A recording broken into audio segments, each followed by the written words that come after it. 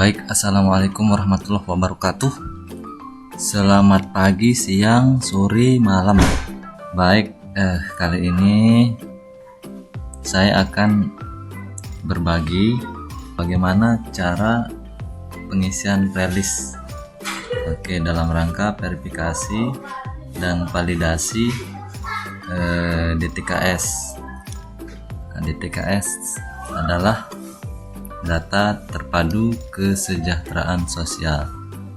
Oke, bagi yang belum tahu DTKS ini bisa searching mungkin di Google atau saya jawab sedikit. DTKS ini adalah kumpulan data masyarakat yang kurang mampu di suatu desa, dan data ini dijadikan acuan oleh pemerintah pusat untuk memberikan bantuan, gitu kan? Contohnya itu PKH, BPNT, BST, BPJS, dan lain sebagainya. Dalam pengisian formulir DTKS ini ada beberapa bagian yang harus kita pahami dulu. Di sini ada bagian 1, pengenalan tempat, bagian 2, keterangan petugas dan responden. Bagian ketiga yaitu keterangan perumahan. Bagian 4 yaitu keterangan sosial ekonomi anggota rumah tangga. Bagian 5 kepemilikan aset dan keikutsertaan program. Jadi yang saya mau jelaskan dulu yang pertama ini pengenalan tempat.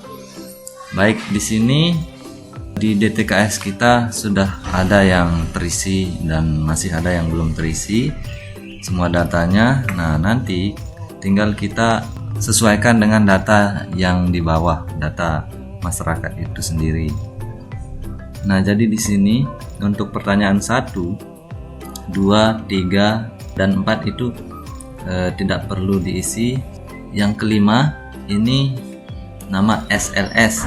Jadi nama SLS ini kadang ada yang sudah diisi, kadang ada yang belum. Di sini kita isi dengan nama dusun dan RT-nya berapa. Nah, ini satuan lingkungan setempat. Baik, untuk pertanyaan ke-6, alamat. Ini biasanya nama jalan, terus RT-nya berapa, RW-nya berapa. Tapi kita di Desa Pelangan tidak menggunakan jalan. Di sini kita menggunakan dusun. Terus RT-nya berapa. Selanjutnya nomor 7. Nomor urut rumah tangga ini tidak perlu diisi. Nomor 8, nama KRT, di mana kepala rumah tangga ini adalah orang yang memiliki rumah tersebut. Misal contoh kasus anak yang menikah namun belum mempunyai rumah, jadi masih numpang di orang tuanya. Nah, orang tuanya itu adalah KRT karena orang tuanya yang mempunyai rumah itu. Terus nomor 9, jumlah ART. Nah, jumlah ART di sini itu adalah ART kepanjangan dari anggota rumah tangga. Jadi berapapun orang yang tinggal di satu rumah itu ART. Dan ke-10, jumlah keluarga. Nah, jumlah keluarga di sini yang dihitung itu kepala keluarganya. Misal kasusnya ada anak yang menikah namun belum mempunyai rumah dan masih numpang di rumah orang tuanya. Misal 2 orang anaknya itu yang menikah sama-sama numpang di rumah orang tuanya. Berarti ada 3 keluarga. Yang pertama, kepala keluarga dari orang tuanya, terus kepala keluarga anak pertama misal yang menikah, dan kepala keluarga anak keduanya yang menikah dan masih menumpang di sana. Berarti di sana itu ada 3 keluarga. Lanjut ke nomor 11. Nomor kakak setiap keluarga di dalam rumah tangga. Jadi di sini kita isikan nomor kakak dari masing-masing kepala keluarga di satu rumah itu. Dimulai dari pertama itu kakak orang tuanya.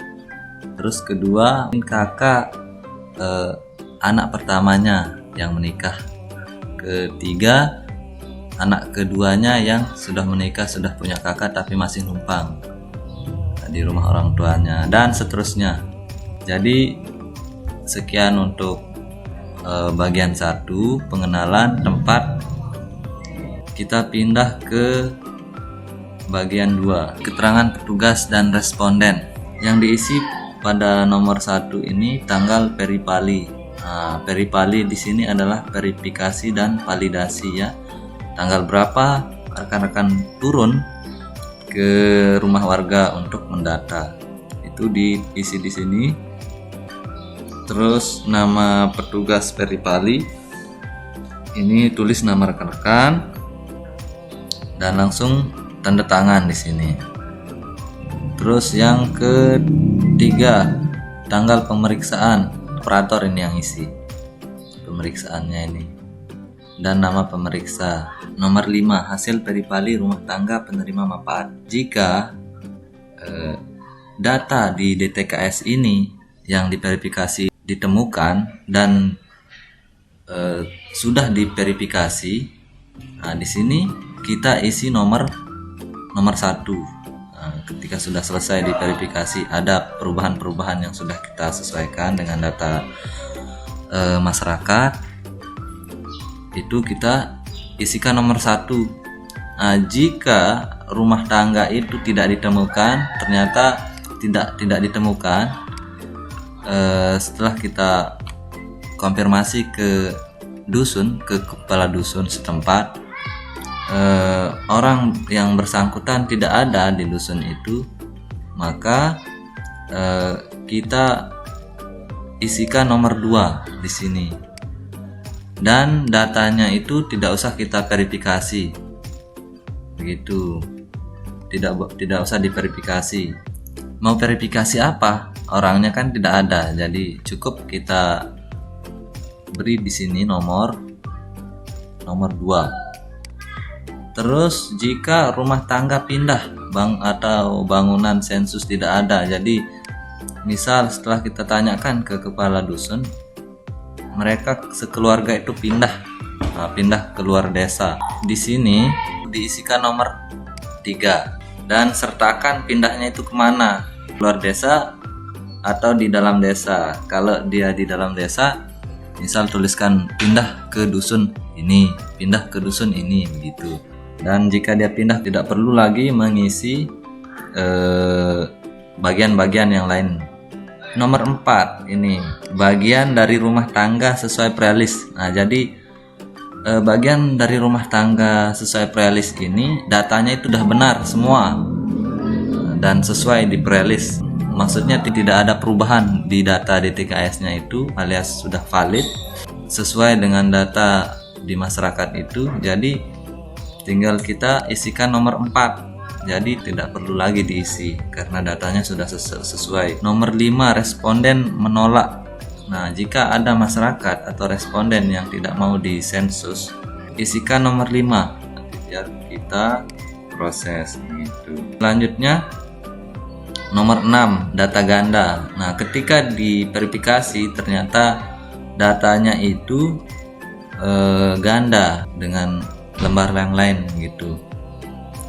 Dia punya 2 lembar data yang sama. Di form yang satu itu kita isi, dan form yang lainnya itu yang ganda itu kita isikan nomor 6. Itu di bagian 3, keterangan petugas dan responden. Jangan lupa juga rekan-rekan minta tanda tangan masyarakat yang didata nanti di sini. Sertakan nama dan tanda tangan gitu.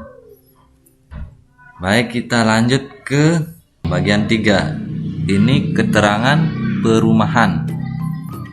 Jadi di sini keterangan perumahan ini kita mulai dari 1A. Status penguasaan bangunan tempat tinggal yang ditempati. Jadi jika di datanya itu sudah terisi dan ternyata salah, di sini bukan 1 alias milik sendiri, ternyata bebas sewa. Nah, bebas sewa ini dia tinggal di rumah keluarganya gitu, maksudnya bukan dia yang punya rumah.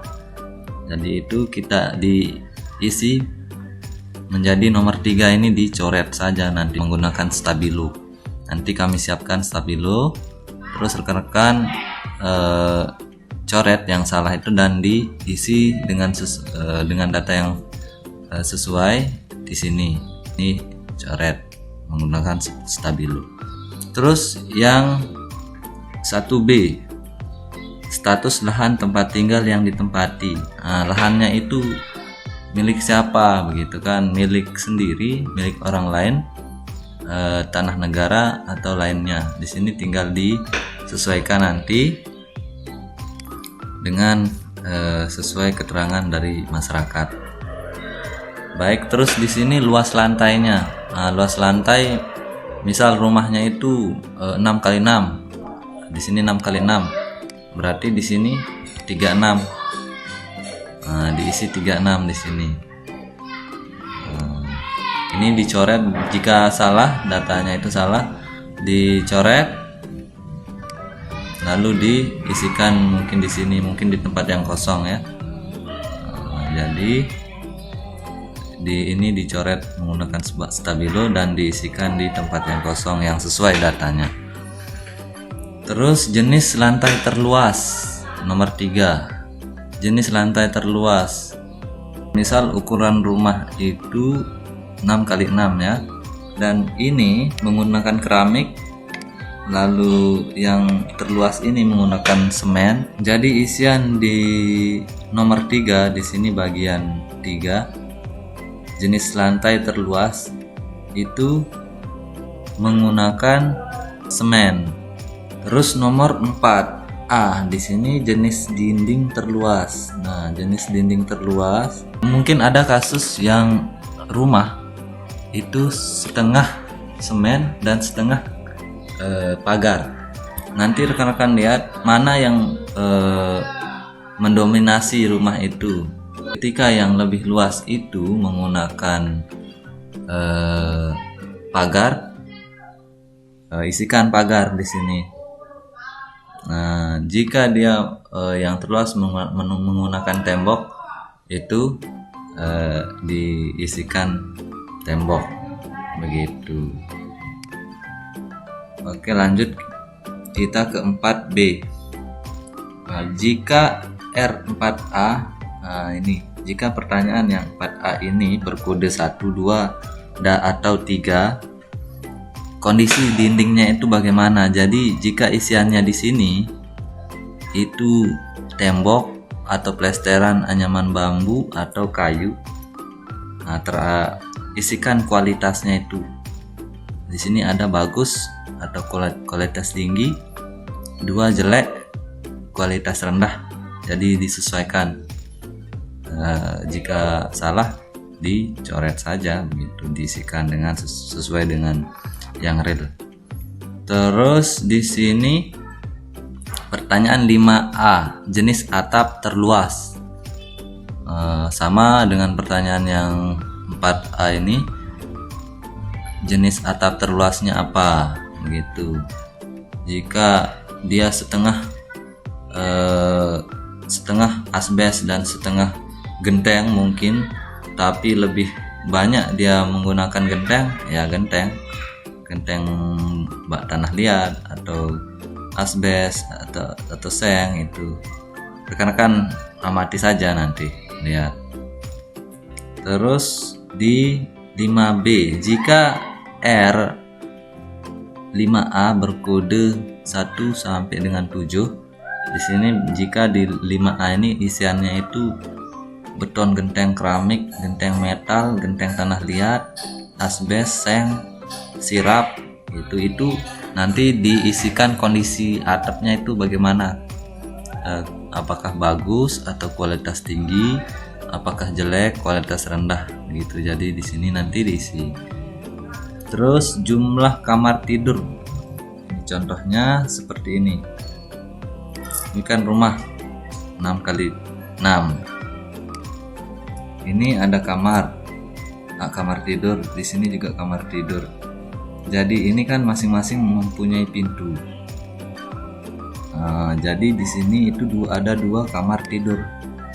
Jika seperti ini itu rumah itu tidak mempunyai kamar. Baik, kita lanjut ke pertanyaan nomor 7A. Sumber air minum. Di sini sumber air minumnya disesuaikan. Ada air kemasan bermerek, ada air isi ulang, ada ledeng meteran, ada ledeng eceran, sumber bor dan seterusnya.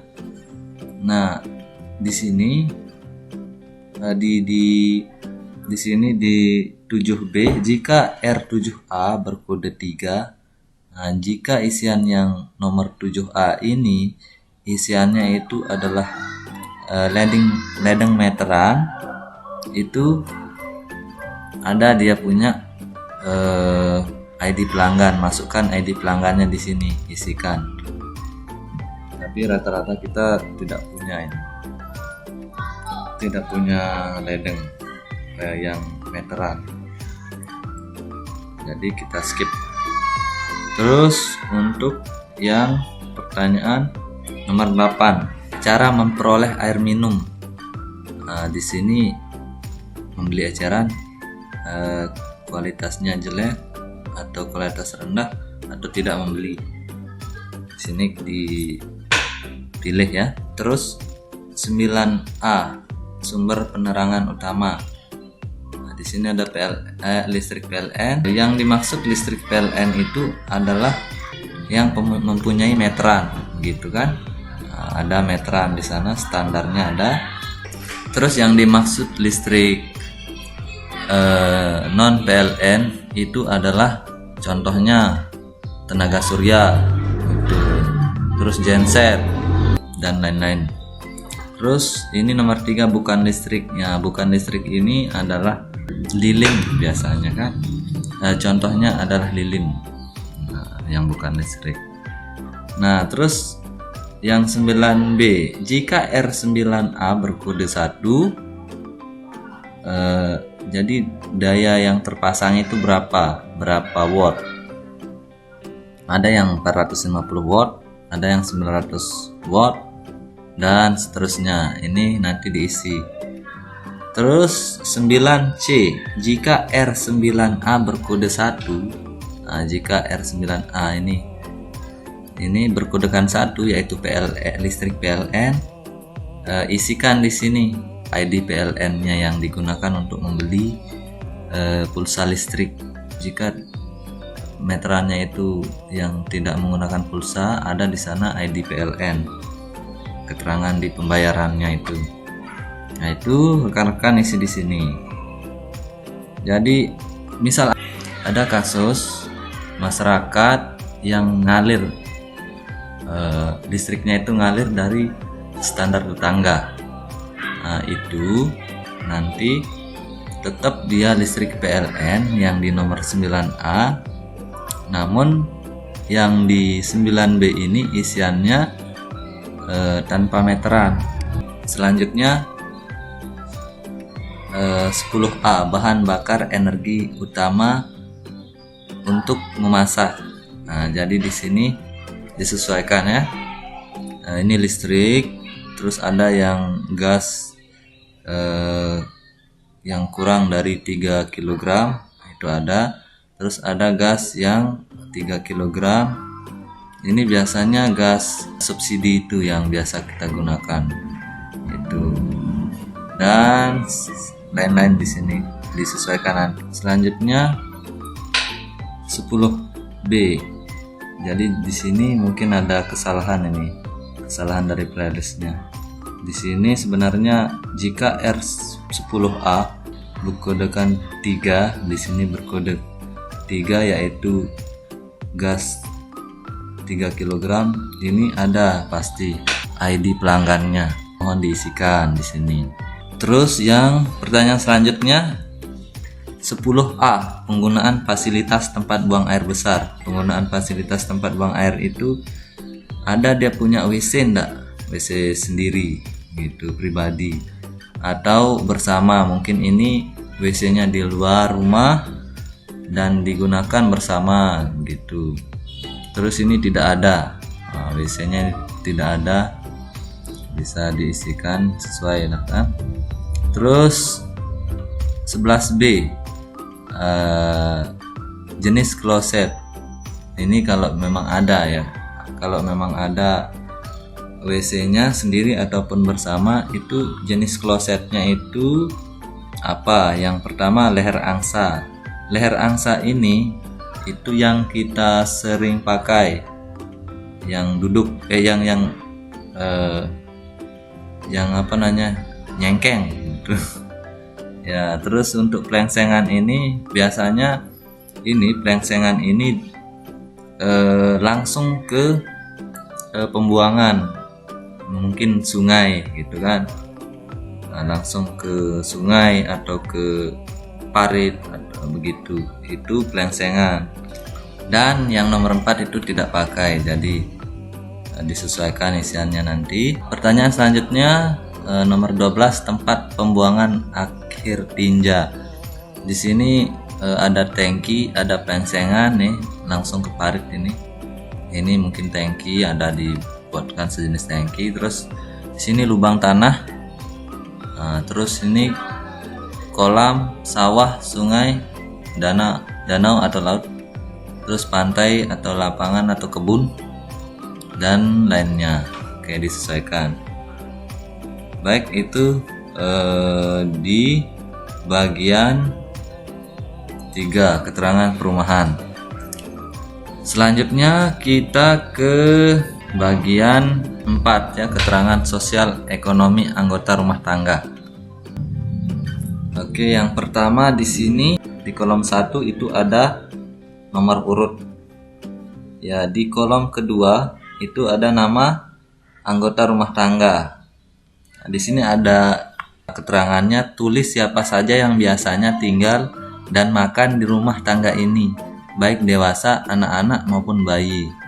Tuliskan nama sesuai dengan identitas beserta nomor induk kependudukan atau NIK. Nah, jadi di sini di kolom 2 ini kita isikan nama sesuai dengan DKK dan nomor NIK-nya. Jadi ketika nanti isiannya di sini itu salah, misal namanya salah, tidak sesuai dengan yang di KK dan KTP, itu kita stabilo, kita coret menggunakan stabilo dan kita isikan nama sesuai dengan di KK-nya atau di KTP-nya di sini. Begitu juga dengan NIK-nya. Jika NIK-nya salah, itu nanti disesuaikan. Nah, begitu rekan-rekan. Jadi nanti ketika kolomnya ini full, rekan-rekan bisa tuliskan di bawah sini. Jika ada penambahan anggota, mungkin kan ada anggota yang belum masuk di sini, itu bisa rekan-rekan lanjutkan di sini di kertas yang kosong. Terus selanjutnya kolom 3, hubungan dengan kepala rumah tangga. Jadi di sini sudah ada keterangan ya untuk pengkodeannya. Biasanya di data ini tidak berurutan dari kepala keluarga, istri, terus anak gitu. Jadi yang mengurutkan itu nanti ini kode hubungan dengan kepala rumah tangga. Contohnya seperti ini.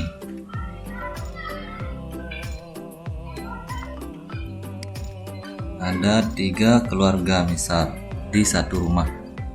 Jadi yang mempunyai rumah itu adalah orang tuanya dan anak pertama, anak kedua dan anak ketiga ini menikah tapi masih tinggal di rumah orang tuanya.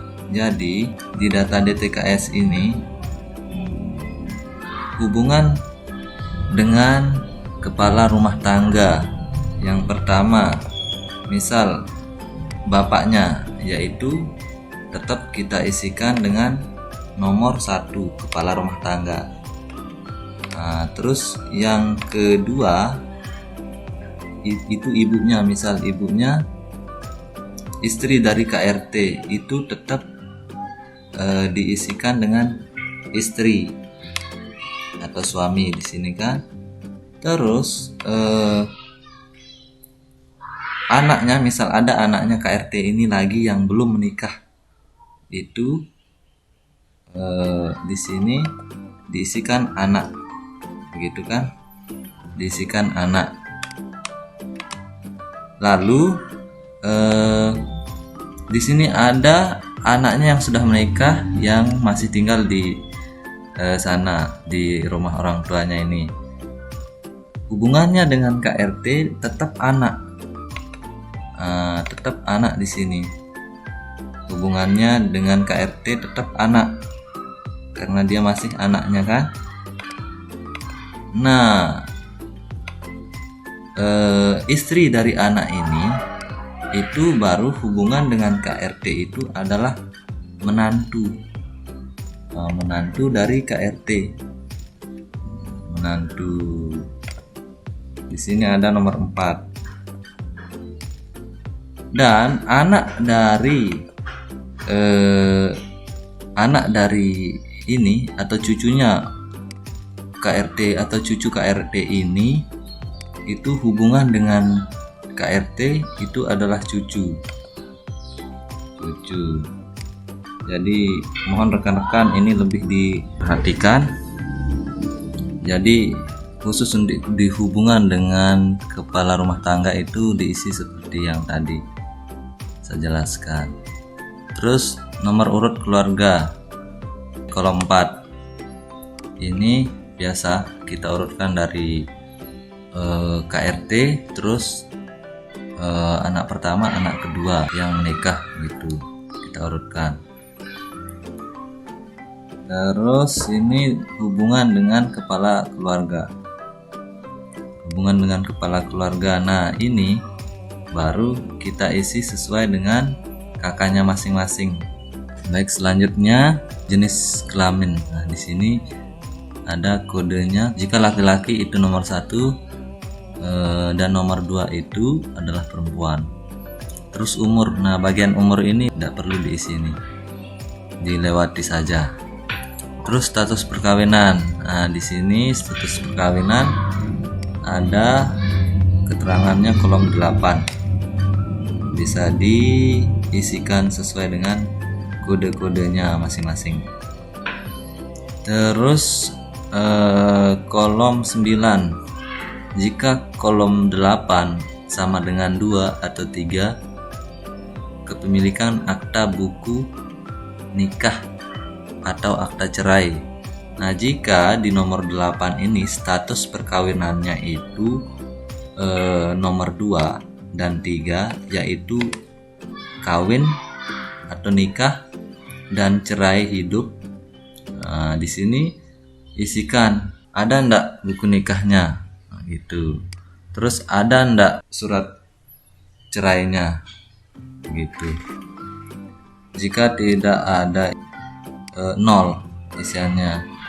Jika dia ada, terus dia bisa menunjukkan, dapat ditunjukkan, isikan nomor 1. Jika dia punya tapi tidak dapat ditunjukkan, misal ada saya punya tapi sedang dibawa untuk keperluan ini, oh ya, berarti di sana isikan nomor 2. Oke. Terus selanjutnya kolom 10, tercantum dalam kartu keluarga kakak atau kakak di rumah tangga ini. Misal jika sudah ada di dalam kakak itu sesuaikan dia kodenya nomor 1. Jika dia belum ada, misal anak baru lahir gitu, belum sempat dimasukkan ke kakak, itu nanti kodenya nomor 2, tidak ada dari sana gitu. Terus kepemilikan kartu identitas. Di sini isiannya misal si Hersan ini ada tidak dia memiliki kartu identitas seperti akte kelahiran, kartu pelajar, KTP atau SIM gitu. Jika tidak ada, satu-satu tidak ada, tinggal diisikan 0 gitu. Terus kolom 12 untuk wanita usia 10 sampai dengan 49 tahun, dan kolom 8 isiannya sama dengan 2. Status kehamilannya itu bagaimana? Nah, dia sedang hamil atau tidak? Itu ya atau tidak. Ini misal kolom 8. Kolom 8 ini dia sudah menikah. Nah, sudah menikah atau kawin. Jadi di sini itu dia hamil enggak gitu. Kalau dia lagi hamil 1. Kalau dia tidak hamil 2. Itu untuk yang wanita, tapi untuk yang laki-laki ya 2 sudah, 2 atau 0, isikan 0. Terus jenis cacat, kolom 13 di sini ada kodenya. Apa mungkin ada yang menderita ini disabilitas, tolong disesuaikan saja.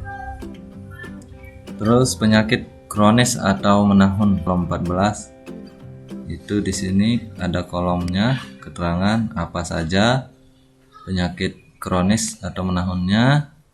Lanjut untuk ART 5 tahun ke atas ya. Di sini kolom 15 partisipasi sekolah. Kita lihat kode nomor 15, tidak atau belum pernah sekolah, atau nomor 1 masih sekolah, atau 2 tidak bersekolah lagi. Nah, ini sih sesuai dengan real gitu, dengan yang di lapangan. Jika dia belum pernah sekolah, terus di sini jika kolom 15 itu sama dengan 1 atau 2. Jika di kolom 15 itu masih sekolah ataupun tidak bersekolah lagi, isi yang 16 ini, kolom 16 jenjang dan jenis pendidikan tertinggi yang pernah atau sedang diduduki.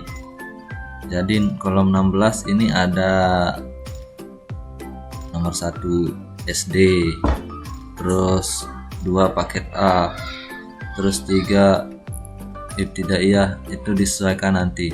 Jika dia sekolah kan, kalau dia tidak sekolah atau di kolom 15 ini isiannya 0, tidak atau belum pernah sekolah, itu tidak usah diisi, itu 0 aja diisikan di sana. Terus kolom 17 kelas tertinggi yang pernah atau sedang diduduki. Misal dulu dia SD, tapi di sini isiannya tidak bersekolah lagi. Sampai kelas berapa? Misal sampai kelas 3 atau lulus gitu kan. Di sini diisikan 3 gitu, misal SMP atau tamat gitu kan. Terus kolom selanjutnya ijazah tertinggi yang dimiliki. Nah, misal ijazah tertingginya apa, mungkin ada yang putus sekolah, di sini tidak punya ijazah, kelasnya itu cuma sampai misal SD kelas 5, tidak mempunyai ijazah. Kalau dia lulus atau tamat, itu pasti ijazahnya SD begitu. Selanjutnya bekerja atau membantu bekerja selama seminggu yang lalu. Misal nomor kolom 19 ini seminggu dari seminggu yang lalu itu atau selama seminggu yang lalu itu bekerja enggak begitu. kalau bekerja di sini isiannya itu satu. Nah, satu, kalau tidak isiannya itu 2. Jika bekerja di sini berapa jam? Berapa jam dia bekerja? Misal 1 minggu yang lalu itu dia bekerja bertani. Misal bertani itu selama 4 hari. Dan 1 hari itu 7 jam. Misal itu dikalkulasikan selama 4 hari itu berapa jam jadinya. Nah, di sini kita isikan berapa jam dia bekerja. Terus lapangan usaha dari pekerjaan utama. Ini ada kodenya nomor 20, lapangan usaha dari pekerjaan utama. Jadi pekerjaannya itu apa begitu kan? Di sini ada pertanian, tanaman padi dan palawija, terus hortikultura, terus perkebunan sampai dan lain-lain ini kan. Tinggal disesuaikan. Jika dia bertani, ya pertanian. Jika dia di guru, itu di sini ada jasa pendidikan. Jika dia perawat, jasa kesehatan. Jika dia kadus ataupun RT, itu jasa kemasyarakatan, ataupun dia jadi staf, gitu kan. Nah, itu di sini. Terus kolom selanjutnya, kolom 21, status kedudukan dalam pekerjaan utama. Nah, di sini 21. Misal pekerjaannya itu petani, yang di kolom 20 itu petani. Nah, namun ladang atau sawah yang tempat dia bekerja itu, tempat dia bertani itu adalah milik orang lain. Berarti di kolom 21 ini, status kedudukan dalam pekerjaan utama, itu dia buruh atau karyawan atau pegawai atau swasta, itu dia buruh. Jadi dia mengelola lahan orang lain. Jika dia sendiri yang mempunyai lahan tersebut, sawah tersebut, berarti di sini di kolom 21 ini itu isiannya berusaha sendiri. Berusaha sendiri. Jadi bisa rekan-rekan nanti sesuaikan. Misal dia pekerjaan utamanya yang di kolom 20 ini guru, jasa pendidikan. Nah, jadi di sini tetap dia nomor 4 yang di kolom 21, yaitu buruh, karyawan, atau pegawai swasta. Nah, jika dia PNS, lain lagi. Di sini ada PNS. Gitu. Jadi disesuaikan. Dan contoh lagi satu, dia punya sapi, dia beternak. Isian yang di kolom 20 itu beternak, namun bukan dia yang punya sapi. Dia memelihara sapi orang lain, misal contohnya kita di sini ngadas, begitu kan.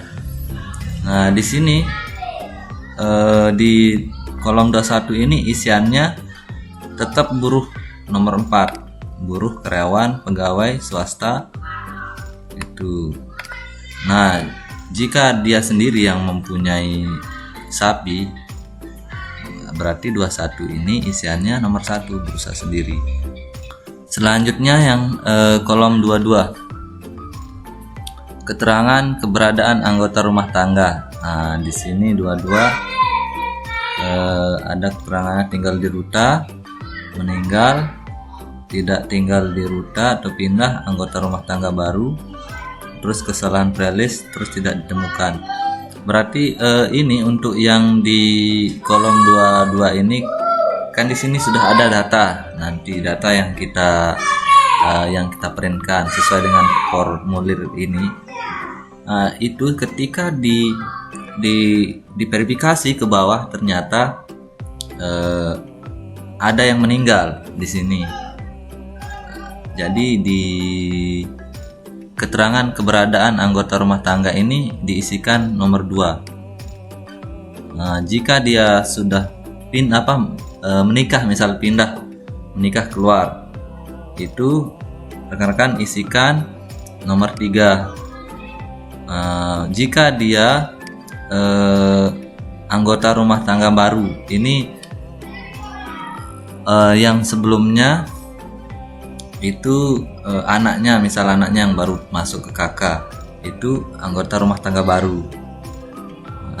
Bayi yang belum masuk di KK-nya itu nomor 4. Dan jika ada yang salah namanya atau nicknya itu salah, KK atau KTP-nya masyarakat itu, ini kita pilih nomor 5 gitu dan diperbaiki. Terus nomor 6, tidak ditemukan. Nah, ini tidak ditemukan ini ketika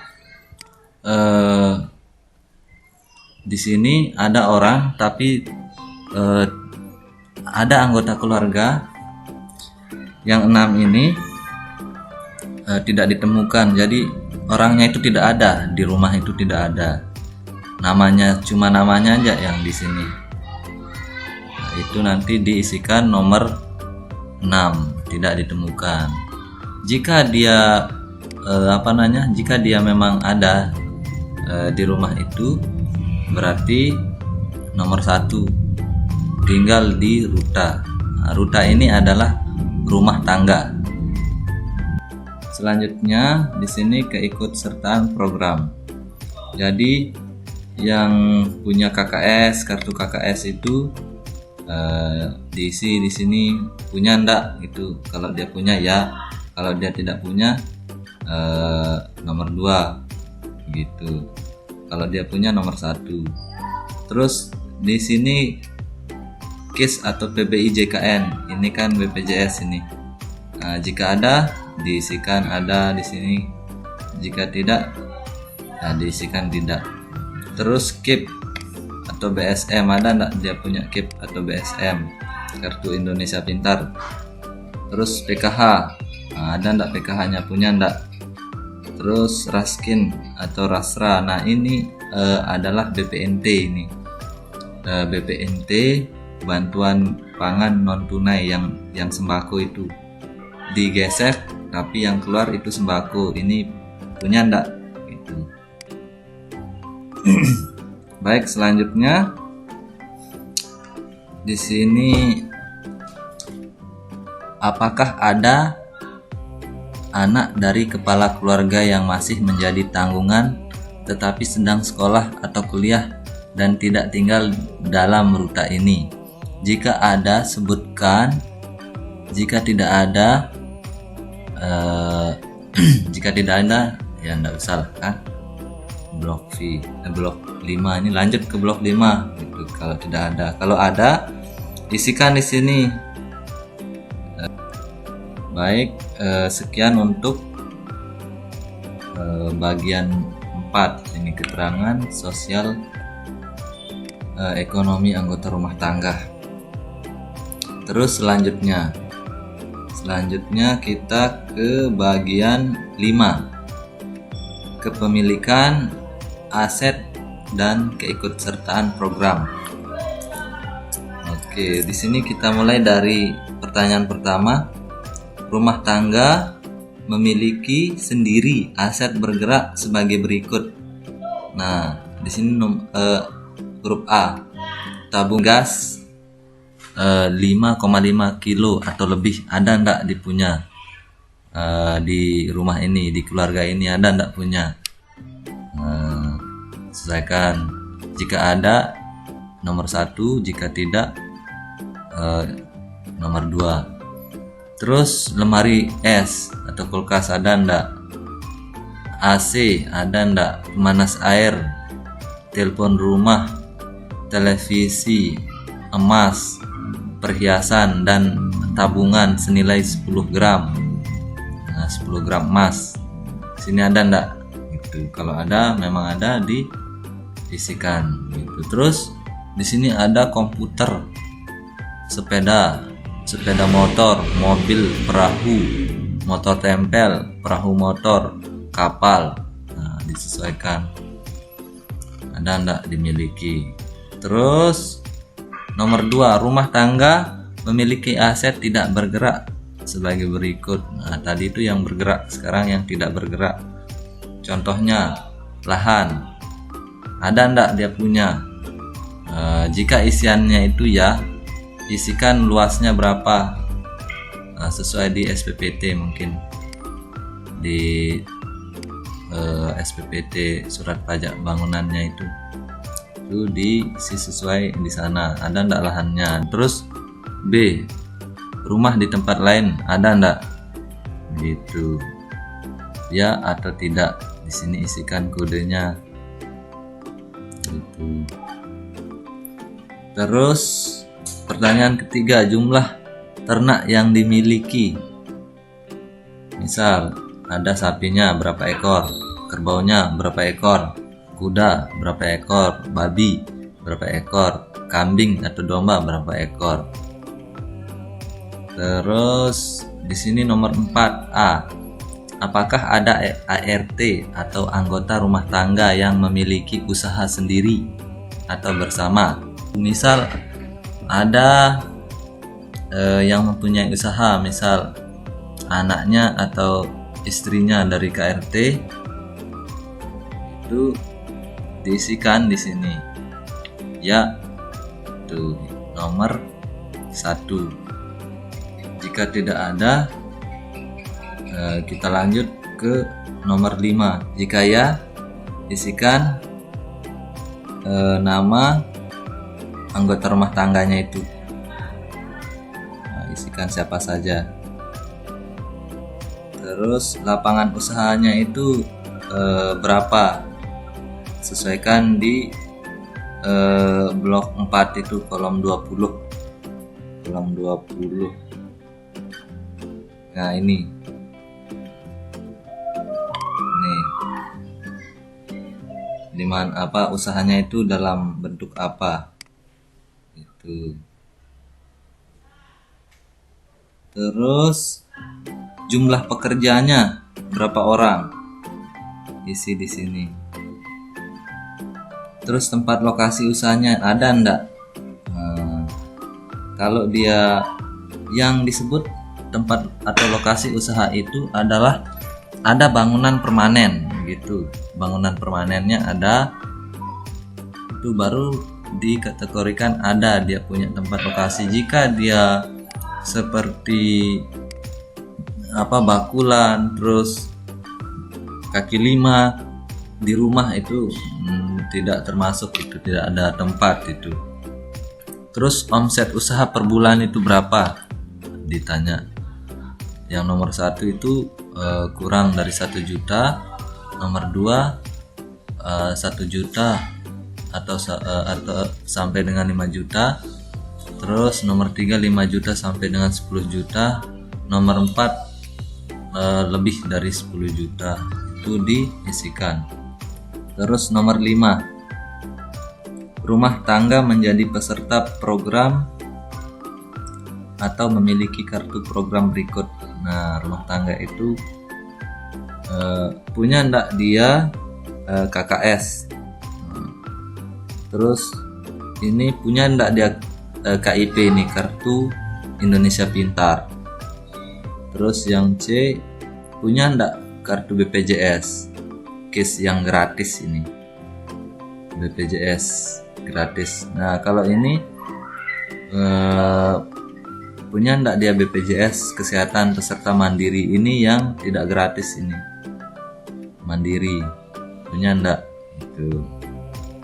Terus ini yang BPJS ketenaga kerjaan, ini punya ndak?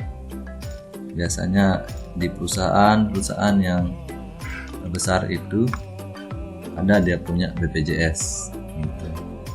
Terus atau asuransi lainnya ada ndak? Punya dia ndak? Terus program keluarga harapan PKH, ada ndak dia dapat PKH? Jika ada, isikan ada. Terus beras untuk orang miskin atau raskin, yang sekarang namanya itu adalah BPNT sembako itu. Ada ndak didapat? Kalau dia memang ada ya. Terus kredit usaha rakyat KUR, ada ndak dia ikuti program itu? Baik, sekian penjelasan tentang cara mengisi prelis dalam rangka verifikasi dan validasi data terpadu kesejahteraan sosial atau DTKS. Jika ada yang ingin ditanyakan, silahkan ketik di kolom komentar. Jangan lupa subscribe, share, dan like. Oke, jika video ini bermanfaat. Sekian, wassalamualaikum warahmatullahi wabarakatuh.